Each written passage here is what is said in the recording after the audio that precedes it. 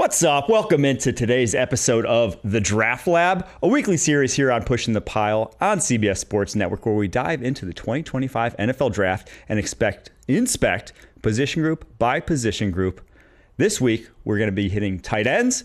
But first, obviously, some big news over the weekend, over the course of the last week, the NFL Combine. We're going to dive in. I am lucky enough to be joined today by none other than Bud Elliott, college football analyst here at CBS, one of the co-hosts of the Cover 3 podcast. How you doing, buddy? Doing well, man. Just actually was at a Combine on my own down there at the Under Armour event down here in Miami, and it's like Lauderdale Studios right there. Let's stay over. So you're looking at guys, the guys before the guys here. Anyone stand out to you there? I was thinking like 4 years ago, we had Shamar Stewart kill it at the Under Armour Combine, and this weekend he also just killed it at the NFL Combine. That guy is a different specimen. We're going to get into some winners and losers. I hate framing it as losers. We're going to get some winners and disappointers, I'll just say, in a second. But first, we're going to do our biggest takeaways. So over the weekend, obviously watching the 4 days of testing, what was your biggest takeaway from the NFL Combine? It seems like kind of a meat and potatoes draft class. Like there's some offensive linemen I like. There's some defensive linemen who have upside, but I don't know how many guys, especially with the Abdul Carter, with the like foot ankle injury news. How many guys do you think are really like worth trading up for into that top five? And so to me, it's more like just kind of stick where you are, get your guys, trade out if you want to or if you can, but like you got to have a trading partner. So I don't know. I guess that's a nice way of saying like meat and potatoes. I don't love this draft class compared to some other ones. That's a valid point, and I do think it's Abdul Carter, Travis Hunter are the two that I would trade up for. That you'd give up maybe some pick that have true all-pro high-end upside. Mason Graham, I think, is an awesome player. I'm not sure if he's Jalen Carter. I don't think he's that physically. It came in pretty light, 296 pounds, has short arms, but I think he's an awesome player. After that, it's a lot of wild cards. It's a lot of coin flips. If you told me, this is a draft that ends up looking like 2022, it wouldn't surprise me because there's a lot of guys where it's like, yeah, I would take him highly. I'd probably take him top 10, but I'm not sure right now that he's a great football player. If I told you that Mason Graham, if I guaranteed you he would be Braden Fisk and stayed healthy, where would you want to take him? See, I still have questions about Braden Fisk in the run game. I think Graham's at least better than Braden Fisk in the run game. Sure. But if you gave me that's still like, I don't think that's necessarily, from what I saw Fisk as a rookie, good. But I don't know if that's top 5, top 10 pick, right? Right, I agree. So that's kind of where we're at with this draft class. But I do think there'll still be some trades just because teams always want one position, and when that position's drying up, we're going to see teams move for it. And in this class, I think specifically, there's one position that's like a value position that's good, defensive end. After that, the better positions are running back, tight end, not value position. So we'll see. I do think the value in this class ends up being in day 2 when it's all said and done. My biggest takeaway from the NFL Combine is that as much as I want to blame NFL agents, and they are to blame for a lot of bad things that happen in the NFL, I blame the media for everyone opting out. It's my fault. It's our fault. The sort of this draft industrial complex, the fact that it's grown so much in the past decade or so from this niche sort of hobbyist thing for football fans to now every single NFL fan is locked in year-round through April. That I don't blame a player who's going to test poorly. We saw it with Gunnar Helm from Texas. Even though he busted his ankle, every single list of losers included Gunnar Helm the day after he ran. Every single one. You go to every single sports outlet and it's saying Gunnar Helm loser. And it's like, why would you subject yourself to that if you're, go to your pro day, run it quietly, you don't make a list, you don't make this huge thing. I don't blame players for opting out if you're not going to test well. It's like we created this monster that eats these guys up if they don't do everything we asked them to. So I think it's my fault. I don't disagree with you, and teams certainly don't treat it that way. I was talking to a college coach yesterday, and a receiver that we both like. The kid ran 4.74, and that's on turf on a laser at 16 years old. So like 4.74 is still moving for high school. You haven't had 4 or 5 years of training.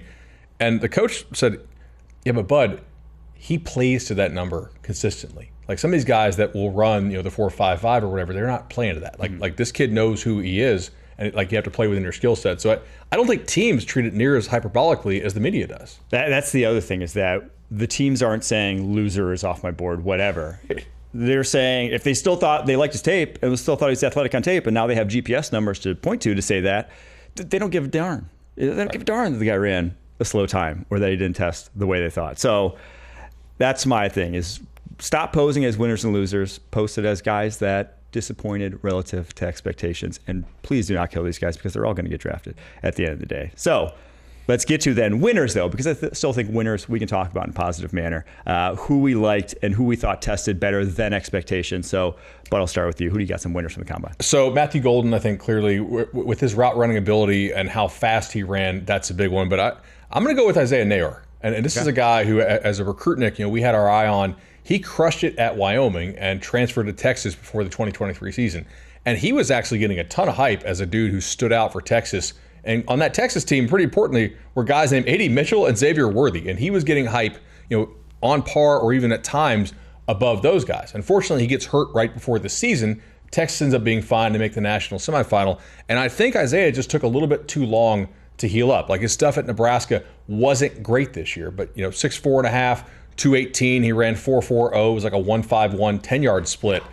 That's Mike. There's a chance that maybe he is just a slow healer, but that he is now closer to what he was when he was getting hype above an A.D. Mitchell, or obviously different type of player than a Worthy, but pretty similar skill set to a Mitchell when he was healthy. And I do think for everyone that wants to say, the Combine has no value, and if a guy runs this whatever, you should have seen it on tape. Sometimes guys play hurt throughout the season. Yeah. Sometimes guys legitimately have injuries that are impacting how fast they are, how they look on tape. Sometimes guys are in roles that maybe don't even show their athleticism. So it still does matter. If a guy comes out and looks like a different athlete, it makes you question why. It makes you go back and revisit. And I do agree with Isaiah Nayor, only 455 yards this past year, but when you're 6'4", 220 pounds, and you run a 4.4 and jump the way he did, that gives teams a lot to think about. If you go back and watch the Wyoming tape from 22, and you keep in mind how poor the quarterback play was for Wyoming that year, I think there's something there. Yeah, and it was actually 21. So it was 4 years ago. Right, okay. 878 yards and 12 touchdowns. So he was doing that,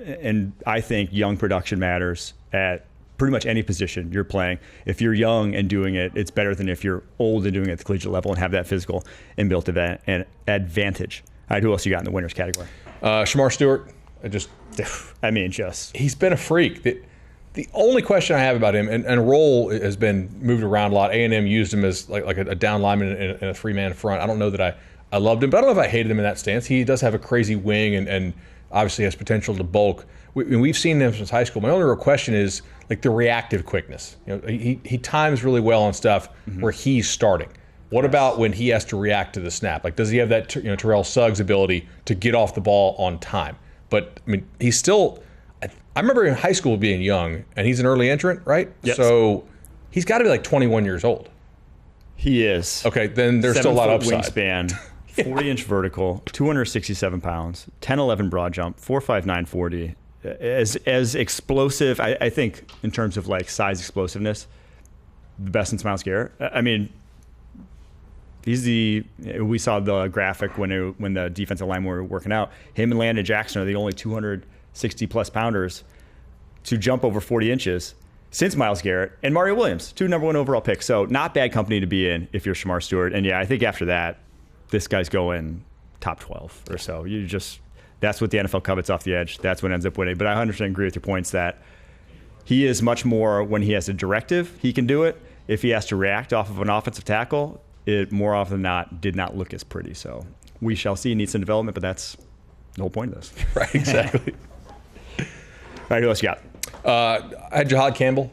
Dude, everyone's winner. That guy after the Combine that's what a first-round linebacker looks like. I was a little surprised at how much off-ball stuff he played at Alabama. If you go back to how he was used at IMG Academy, they sent him a ton. He has some real blitz ability, and I thought just with that size, those testing numbers, he'll probably play a little bit heavier than I think he showed up at the Combine. To me, I think he's the off-ball backer that I would really want in this class. Tyler Shuck is another dude who had a lot of injuries in college, but kept getting chances at major college, Power 5 programs. And I think we should read some signal into that this guy has ability that Texas Tech's giving him a shot. Oregon wanted him out of high school. Jeff Brom, who's a renowned quarterback coach, is that's the guy I want to go get. To me, there is some signal in guys being given chance after chance, and that signal is that he has real ability. And I usually don't think Combine, usually quarterbacks don't look good, right? Usually it's not guys you're playing with. It's a different setting.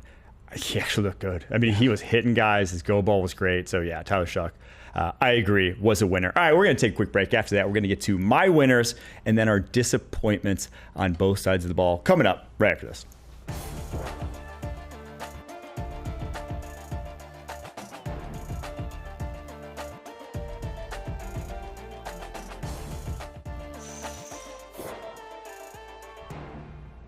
Now, we touched on Bud's winners in the first segment. Let's get to mine from the NFL Draft Combine. He hit on Matthew Golden. To me, is the first guy I can remember that usually when a guy runs in the 4.2s, you're like, yeah, that guy ran. We kind of know. Like, you can't hide 4.2 speed. I think Matthew Golden hit his 4.2 speed, man.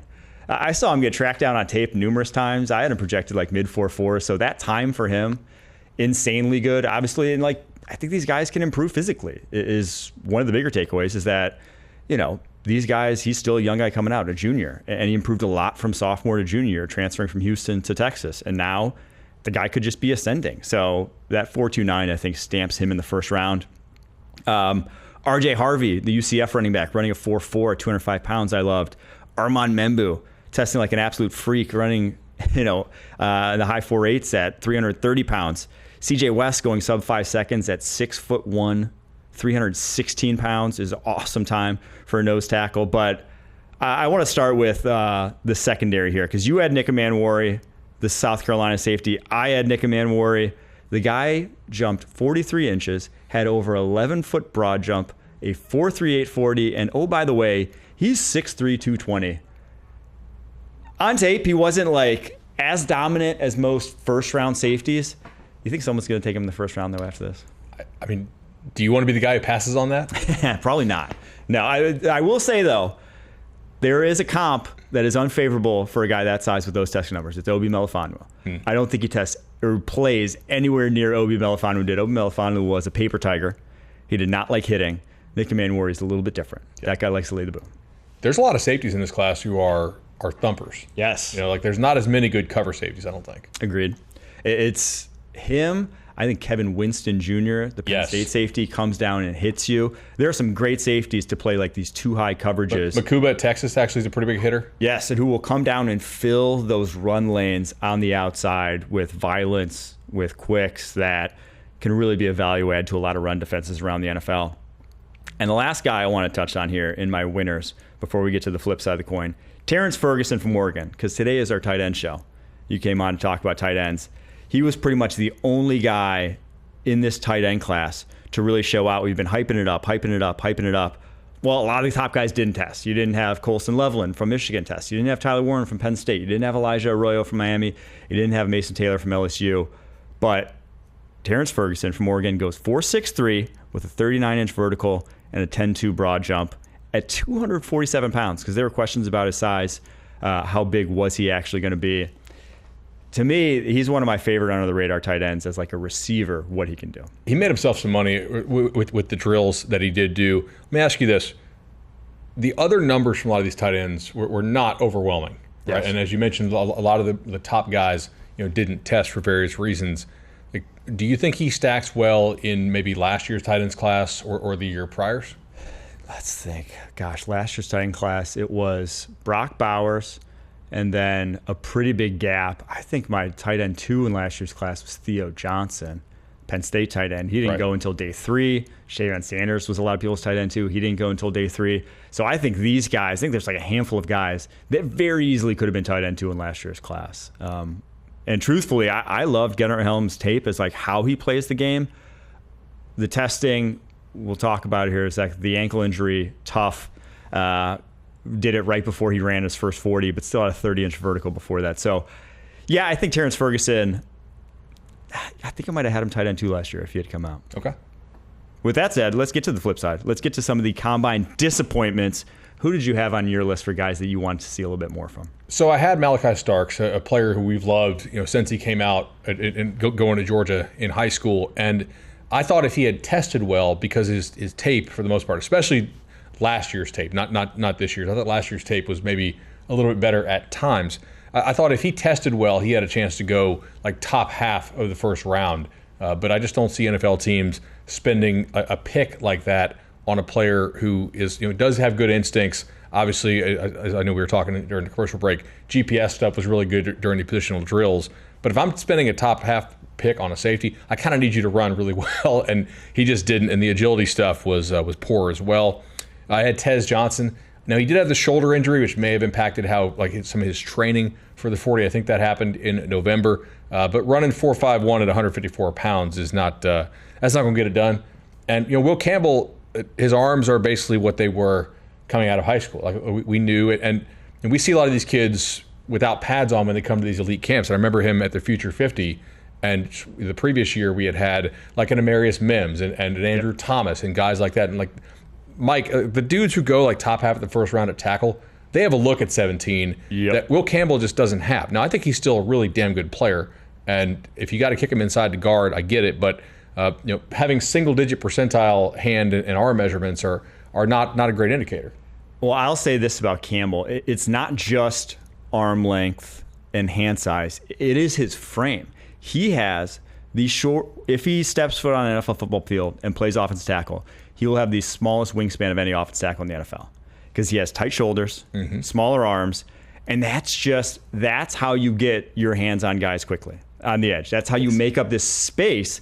Because when you get to the league, every edge rusher is like 6'5". They're 6'2" to 6'5", and they have 34-inch arms. Like it gets difficult, and I think you already saw him struggle with some of the better competition you saw on tape. So Florida got him a little bit. I mean, if Shamar Stewart gets into his chest, he's waving to there. They can't reach him. So I think it's a real thing with him because I think the issues sometimes guys are shorter armed and you never see it on tape. Sometimes guys are shorter armed and you see it already. And with Will Campbell, you saw it enough, in my opinion, that I'd be worried about it. So agree with that one. The Malachi Starks one, I'm going to have to push back because there are two parts to the combine. There is the athletic testing, and I'm not going to sugarcoat it. It's not what you want from a first-round safety. 4.5 40, and especially like 33-inch vertical. All his numbers were bad. 7.2 6.3 cone, 4.45 short shuttle. Those are obscenely bad numbers. But the GPS numbers from the Next Gen Stats on the field during the position drills, he had the top speed in not just one drill, every single drill they did. The guy is capable of playing at a speed that just doesn't apparently show up in the testing, but like on the field, I watched this guy play and I'm just like, throw it all out. Throw it all out. So it reminds me a little bit of Kyle Hamilton's testing. Now, it wasn't this bad from like the cone or shuttle, but Kyle Hamilton ran 4.61. Yeah. If you watch Kyle Hamilton on tape, at no point would you ever be like that 4.61 guy. And so if it's on tape, doesn't look that way, I am not too worried about it. My disappointing guys, I had Gunnar Helm, and it's even before the 40. He had a 30-inch vertical. He did that with a fully healthy ankle. Yeah. 30-inch vertical is a bad number for an offensive lineman. A top-tier offensive lineman. A horrible number for a tight end that you're asking to be like a red zone threat the way he is. I thought Tyler Booker quietly was one of the poorer performers here. His relative athletic score, if you've never heard of that, it's Math Bomb. It takes all sort of his athletic testing into account.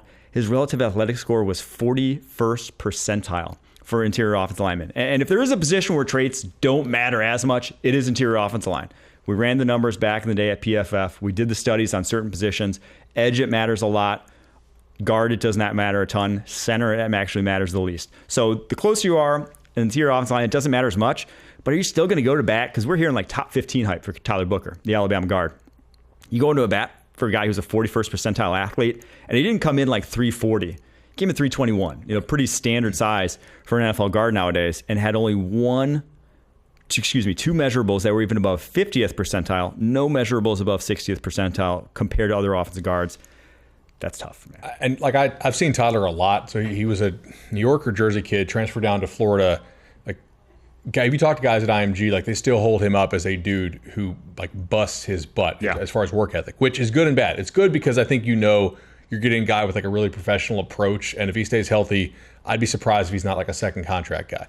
The flip side of that is, I mean, you got to figure he worked really hard at all this testing numbers, and this is still what you got. Yeah. So he does, to me, profiles as a guy who we knew about early in high school. He probably is closer to maxed out than some of these guys who maybe have not had great training. So it's kind of what you see is what you get. You need to evaluate what you have, not maybe what you could have with Tyler Booker. I still think he's a good player. Top 15, though, like you have to bet on the upside. What is the upside of taking Booker? I still think he'd be a good pass protector. I just think if you're running outside zone, you get your guards on the move at all in any way, shape, or form, any stretch stuff, and it's like, he's not fit for that scheme whatsoever. Last guy I'll highlight, one of the edge rushers, because edge rusher, when we did do the studies, that was the position where it matters the most. You want athletes off the edge, and it's Princely Manmielen, the Ole Miss edge rusher, transfer from Florida. Not only did he come in 18 pounds lighter than he played at the Senior Bowl, which like 18 pounds in a month. That's like a tapeworm. Yeah, the guy was on some sort of Ozempic in the meantime. He ran slow, 4.72. The jumps were good, but then his change of direction is 7.333 cone, 4.46. If you're an undersized guy, 244 pounds is undersized off the edge in today's NFL. You better be a freak athlete. Those are not freak athlete numbers. And the way he plays on tape is a guy who wants to out-athlete offensive tackles. He's not engaging, trying to overpower. He doesn't have a ton of moves at his disposal. He likes to run around offensive tackles. Well, you can do that in the NFL if you run a 4.4 something. You can't do that in the NFL if you run a 4.72. And I don't know that his habits are Tyler Booker-esque. So, again, Tyler Booker's not running at fans after the game, after a loss? Probably not. I don't like there's the good and bad. Again, maybe there's more upside if you get the guy, practice habits and training habits are a little bit improved, but also the concern that, hey, you need to show up ready for the combine, and those weren't great numbers. Yep. All right. There's our combine review. We're going to get to the tight end class, one of the strongest position groups in the 2025 NFL draft. We're going to go to my top 10 right after this.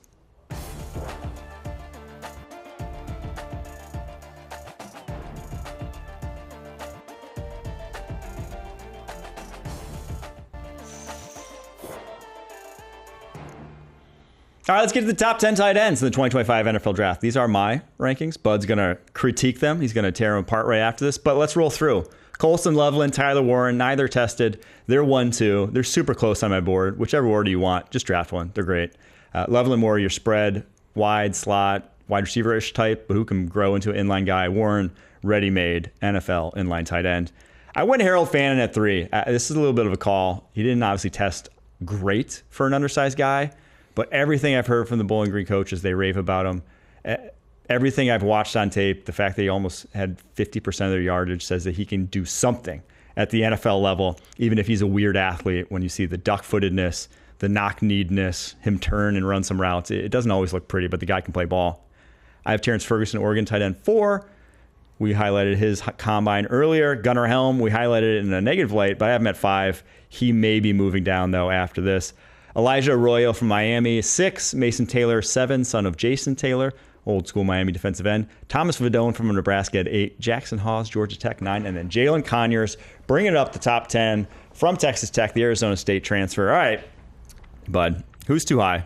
Who's too low? Who's just right? Start too high. I had Ferguson as too high here just because I thought, why not take the opportunity to run the agility drills and show that you can, sit down and then actually change direction, which I thought in college at times he didn't do great, but also, to your point, well, I'll let you bring it up, but obviously you've seen him do it in person rather recently. Yeah, so the Senior Bowl, I was so impressed with his ability at the top of routes, just to, I feel like I often conflate playing wide receiver or tight end, receiving positions in the NFL or football, with playing on a basketball court. They're very similar. In basketball, you got to get around a guy who's right in front of you to get to a spot. That's kind of similar to running a route. You have to get around a guy, especially against man coverage. You got to get around the guy who's right in front of you. And a lot of tight ends, I think, struggle to have that side-to-side, just short area quicks to just get that. And at the Senior Bowl, not a ton of routes, but I saw that from him in a way that not a lot of guys 6'5" in the 250-ish pound range have. So then to back it up with the testing he had, that's why I moved him up. I had Helm ahead of him prior to the combine, but Ferguson up to 4 after the combine. But we'll see. I do agree that it's suspect that he didn't do the short shoulder or the 3 cone after. If you're that good of an athlete, just do it. I think these are good rankings. You have 2 guys who have proven it with a ton of college production. We know Loveland's a special receiving guy. He was a receiver out of Idaho, right? And then yes. Michigan found him. We liked some of the testing stuff at 24/7 Sports. We actually got a 4-star grade on him, so I was like, cool. That's a nice win for us. Come draft time. I mean, Fannin, all year on the Cover 3 podcast, I had Warren 18-1 to win the Mackey Award for the best tight end in college football. A lot of our listening audience had bet Fannin, so it was kind of back and forth. So, really familiar with his game. Like you said, a special receiving threat. They're doubling him a lot, and they're still finding ways, to get the ball to him. If I'm betting on upside, and Helm, Texas coaches raved about Helm in a way that I'm not sure they love everybody on that team. It just does all the little things right, really good understanding of the game. I think in the blocking game reacts to what the defender is doing pretty well. But Arroyo, man, physically I think is maybe different than some of these guys in terms of next level ability. So once I get past 1-2, I might just jump down and take Arroyo, man. That's a special kid. Truly that's why I think after the top two, I'd be surprised if anyone has a different top two. Those guys are, like I said, they're just good. You know what you're getting with those two. After that, if you want to take Arroyo next, I am not good because he is the next best athlete. Yeah. And if you go back and just look at the tight ends that end up booming, your big hits at tight end outside of like top 75 picks, what are they? They are guys who run in the 4.5s. They are guys who are freak athletes who then figure it out. So we'll get to that in a little bit in the segments here, going through a little bit later, doing what we look for when scouting tight ends.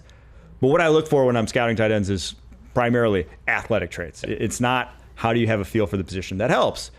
But the guys that can develop are the guys who have high-end physical tools. And like to your point, I know we'll get to this in that segment. I think some other guys here have some tools that really kind of project well to the position. So Thomas Fedone out of Nebraska, he was our number one rated tight end coming out of high school at 24/7 Sports. Mm-hmm. Had like 2 or 3 years where he just couldn't really do much at all due to injury at Nebraska. But shows up at the combine, huge hands, huge wing, like has the frame of a guy. He looks like a future NFL tight end, and a guy who plays hard. And I think the thing that is encouraging for me is that the testing numbers indicate that he, despite the injuries, he really hasn't lost much from what we saw of him, enough to rate him as the number one tight end coming out in that class. So if you're an NFL team, you're like, okay, like he still has it. He just needs to play more and like stay on the field, which is obviously availability is the best ability. But I think that's a guy to look at who could be a real asset in the blocking game as well. And I was intrigued by Jalen Conyers' testing numbers. Yeah, like that type of agility.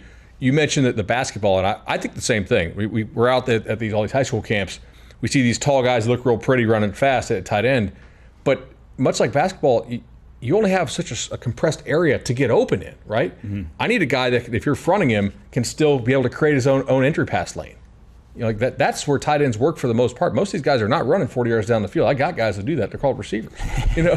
Yeah, that's true. And the two you mentioned, Fedone and Conyers, are what you bet on, right? In terms of just going through the numbers here. Fedone went 4.7 in the 40, 35.5-inch vertical, 10.6 broad jump. Those are great explosive numbers. And then a 7.1013 3-cone and a 4.29 short shuttle. Those are great times. That's great change of direction ability. And that's what showed on his tape. Truthfully, I hadn't watched him, his whole tape prior to the combine. I saw his test numbers, and I'm like, I got to watch this guy. And it backed that up wholesale. And with Conyers, I've known about him for a while. He's a unique body type at 6'3", 260. Dating back to Arizona, I loved his ability to break tackles, and he's one of the best tackle breakers in this draft class. But just 6'3", 260 is a weird body type at tight end.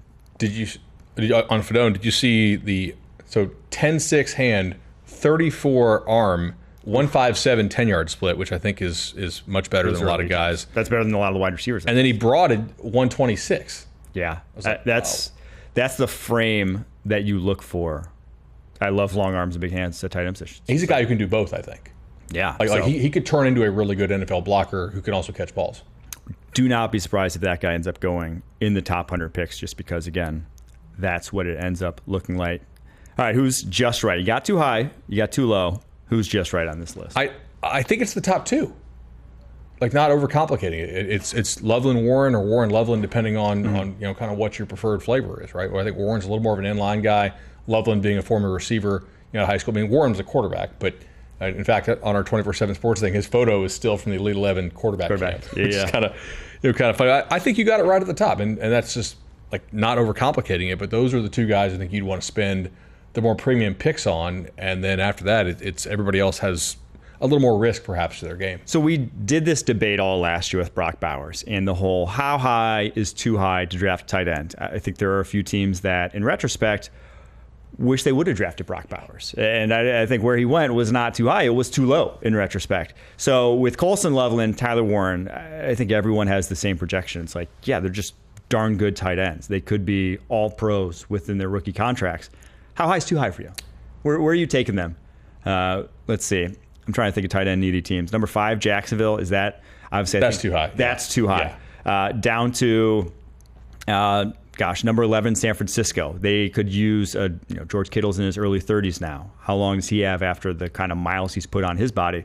Is 11 too high for you? It's probably a little bit too high. Okay. I don't think either of these guys are Bowers. I mean, Loveland, being kind of raw coming out of high school, I could see maybe there's some additional upside. I think we kind of know what Tyler Warren is, and And there's some good athletes on that Penn State team. Both backs will be drafted. Singleton probably drafted really high next year. Now, receiver wasn't great for them, but they would put Warren in at quarterback and run like wildcat with their tight end, which speaks to the level of athleticism. That's a team that played for the Big Ten championship. So he is a really good athlete, but I don't think he's quite on that like Brock Bowers create his own separation level. And so I don't think I would take them higher than where Bowers.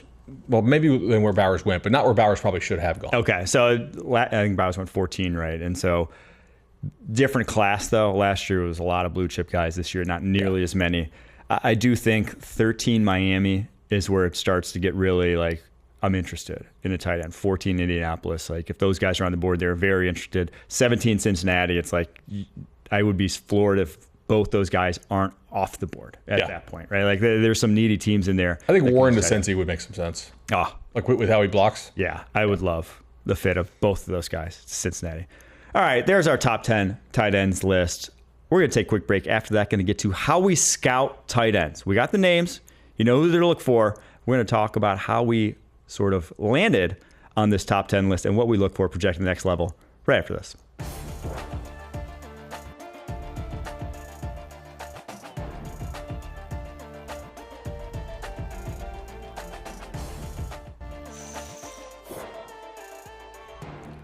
Tight ends, we're talking how to scout them. And suppose NFL teams have not had the greatest track record in identifying talent in round one. Kyle Pitts over Jamar Chase comes to mind a little bit in retrospect, not to rub it into Atlanta Falcons fans. But I do think they tend to overrate the impact of tight ends. And you see it a lot. It's not a position that until very recently has made big impacts as rookies. They get asked to do a lot of things. They have to be a full-time wide receiver and a full-time run blocker, and sometimes in pass protection. You have to do a ton and know the game inside and out. That it's one of the harder positions to scout. So I'm going to ask you first, what are the main traits you look for when projecting these guys from, I guess, high school to college and then college to the NFL? Sure. So like for us specifically, high school to college, you got to realize some positions, because it like demands a bigger body with coordination, they're going to be later developing. Yes. Right. A lot of times these best tight ends are guys who were not studs in high school. They generally didn't suck. Like they were good players, but they weren't always great players. They weren't always standouts. So I think for us, evaluating the senior film on tight ends is really important. I think that also kind of continues. It's like a big man in basketball as opposed to a smaller guy. Some guys just get that coordination a little bit later. When you're watching it, I like to watch the L drill. I like to watch the 3-cone. Anything that requires these guys to get moving fast, stop, and move again, because it really still is, for the most part, like a short area position. I think that is really important. I think where we miss sometimes is the guys that pop off these huge 40s. They look real pretty doing it. They catch the ball on these go routes, but yet maybe they don't have great contested catchability. Again, the ability to play in compressed space, I think, is very important for most tight ends. Like some of your freaks are going to be your freaks, and they can play everything. But if you want to like go past tight end too, you got to find the guys who can actually play and do some of the dirty work. And then there are certain positions at which I'm more willing to tolerate a guy who maybe is not super bright. Tight end, I think, because you have to understand all the pass stuff and all the blocking stuff. You need a guy who has good football intelligence. Mm-hmm. I feel like tight ends from high school to college, it's often like high schools don't put their best athlete at tight end. Right. Like those guys are playing quarterback, they're playing like defensive line, they're playing other places. Kind of like the best guards in the NFL. A lot of times they're college tackles because you're putting your best offensive lineman at a more impactful position. The biggest thing I look for, college to the NFL, there's like a kind of a combination of two traits. One's burst. You got to have, that's like when you see guys jump well, that's burst, in my opinion. It's like you got to have that short area, just ability to one step go. Because a lot of times, the 40's great, but a lot of your routes are, that you're actually breaking off routes, don't require speed. You're not going down the football field nearly as much as a wide receiver is.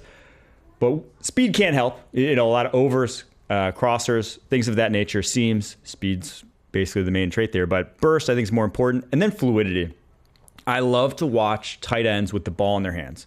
If you're going to watch one aspect of a tight end's game, in my opinion, to project to the next level, obviously you shouldn't just watch one. You should watch all of them. But you should watch how they fare with the ball in their hands, because that speaks to just an innate, just how they feel for the game of football and just like how physical are they. Because the ones that, like you watch Tyler Warren, he's delivering the boom. You watch George Kittle, they're delivering the pain. That's like what you want at tight end, because that translates then to the run game and how they impact there. But then just how they move in space when they have to navigate multiple different things. The guys that have it, break tackles at a high level, make guys miss at a high level, are good after the catch. The guys that sort of don't live up to it, I go back to someone like Mike Gesicki. Sure. Incredible tester, incredible athlete.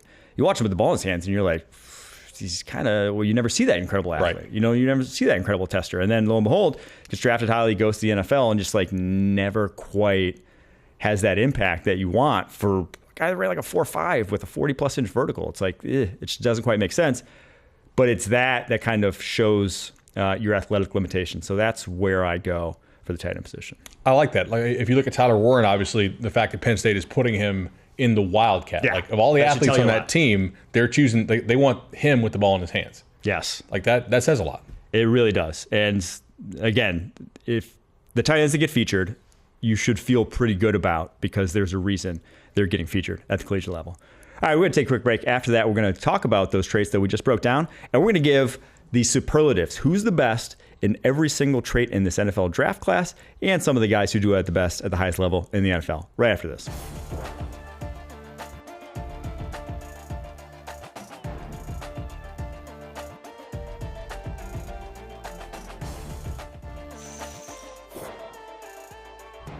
Now we're breaking down the superlatives for the 2025 tight end class. We've done this for quarterbacks. We've done this for wide receivers. Now we're doing tight ends. We're going to start, though. I'm going to start with the NFL to give the people at home kind of just heads up of where we're going with these, what we're looking for in each category. Frame, speed, run blocking, route running, ball skills, and physicality. They are in the NFL. I have Darnell Washington for frame. This might be cheating. The guy's basically an offensive tackle. But at 6'8", darn near 280 pounds with like 34+ inch arms. The guy is the frame ideal. Obviously, it's hard to run fast at that size, but if you do, it's especially imposing. Speed, Kyle Pitts, I think at top speed is the fastest tight end in the NFL. Evan Ingram up there as well, but I'm going to lean Kyle Pitts around a 4.41 coming out. Run blocking, Darnell Washington yet again. Guy gets 2 of these because that's literally his game. Route running, Brock Bowers, the Raiders tight end. I think that's the gold standard for route running. The guy could play wide receiver, kind of does play wide receiver, and gets open. Ball skills. So this one was so highly contested. I honestly feel bad picking anyone for the NFL. Like, this is where tight ends win, is their ball skills. I went Trey McBride, though. 3.1% career drop rate. Very good hands. Very good in contested catches. So I went him to kind of spread the love around, because I had to go George Kittle for physicality. There is no other tight end in the NFL that plays a more physical brand of football than George Kittle. So let's get to the draft and the tight ends that we have there in all of those categories. Who are your guys? So for size, I went Thomas Fidone. And we talked 34-inch arm, 10.6 hand. Because he's only 241, but the frame is what you want. Right, and I think with some of the injury stuff, it's probably impacted his ability to put on size some. But I see the frame, like he's going to get an NFL weight room, program. And just if he stays healthy, I would project him to be, to play at a bigger size. So he's 6'4" with a 10.5-inch wingspan. Yeah, that's what you want. You could put some size onto that. Yes, I would think. Speed, Elijah Arroyo. If you watch him, he pulls away from defenders consistently when he gets the ball. Catches those seam routes from Cam Ward, and it's out. They also like to run him on some of those wheel shots, and you don't put your slow guy running the wheel. Typically, Robbie Oots at Alabama is kind of a deep cut, but he's built like a fire hydrant. He's like 6'3", 270 something. Yeah. But he'll mix it up. He certainly is not there for his catching. I don't know if he's going to play fullback or H-back or something like center. That. Oh, dude, center. I know, right? Yes. The guy's a big boy. He's in the 270s. That's 6'3". That's crazy. That's bigger than Willie Lampkin, the North Carolina guard. Yeah. So Lampkin, really good wrestler, by the way. Yeah. Oh, dude, you could tell that guy's a monster. Colston Loveland for routes. So just a former receiver, and it really shows through. Ball skills. If you watch, like the MAC teams knew who Bowling Green was throwing the ball to. They were draped all over him in the red zone. He still came down with touchdowns time after time. He made some really nice catches against Penn State. Like that was kind of his one big game this year against the Power 5 team. And physicality, I went with Mataveo from UCLA as a guy, and we've seen come out of high school. Again, if he can stay healthy, I think he's got some real size to him, and I just didn't want to pick the same ones. But I think your pick here is the right pick for that one. Yeah, I went with Tyler Warren for physicality. Yeah. We can throw my list up there on the screen. He is the guy, again, he seeks out contact, whether it's run blocker or as a receiver.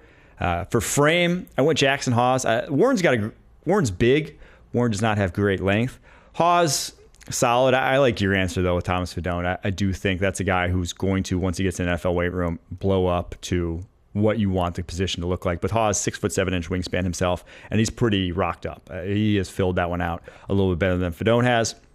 Speed, there's no question about this one. Elijah Arroyo at top speed. He can really, really cook. Run blocking, Jackson Hawes. I think you said before we got on that I stole this one from you.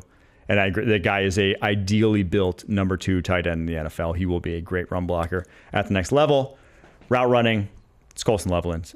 He's one of the few guys, just shooting NFL history that I think you just could play him at wide receiver. I think he could just play wide receiver. Maybe he's not elite, but he could be a number 2 at wide receiver. It's a good starting point for an NFL tight end.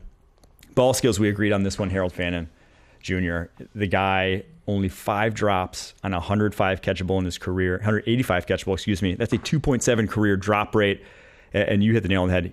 Everyone knew where the ball was going.